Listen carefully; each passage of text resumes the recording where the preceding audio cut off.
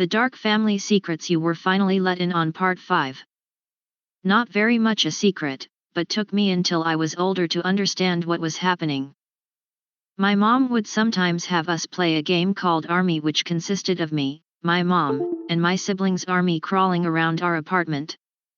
Kind of a hide-and-seek style game. She would yell, "Hit the deck!"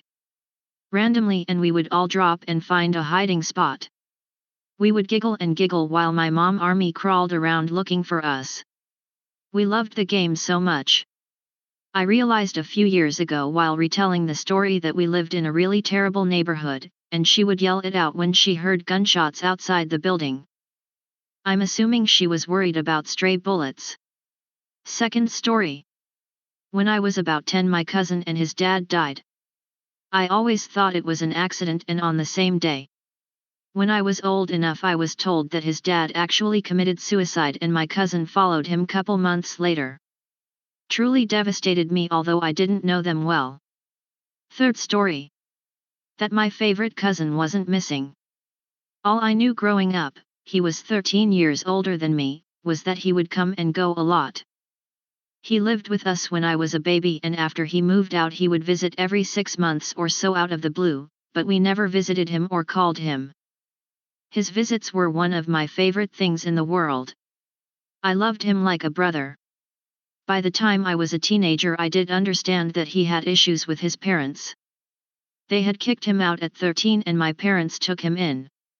But that kind of childhood messes with you.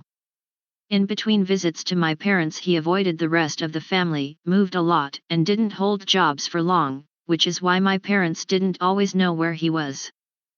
But in my later teens he stopped coming over at all. I asked repeatedly if anyone had heard from him and I was told no. I asked about contacting him and was told no one had a number or address for him. He would come around when he felt like it. But it stretched on for years. I really worried he was dead, and I really missed him. In my later 20s I finally found out that everyone knew where he was the whole time. He was in prison for murder. Sad face. From what I hear, it was actually somewhat justified. He was defending his new wife, who I never got to meet. I also found out some super shitty things about how the extended family sided with his fucked up parents and refused to help him or his wife when he got arrested. And that they shamed my dad into not helping either. I tried to send a message to him in prison, but I don't know if he ever got it.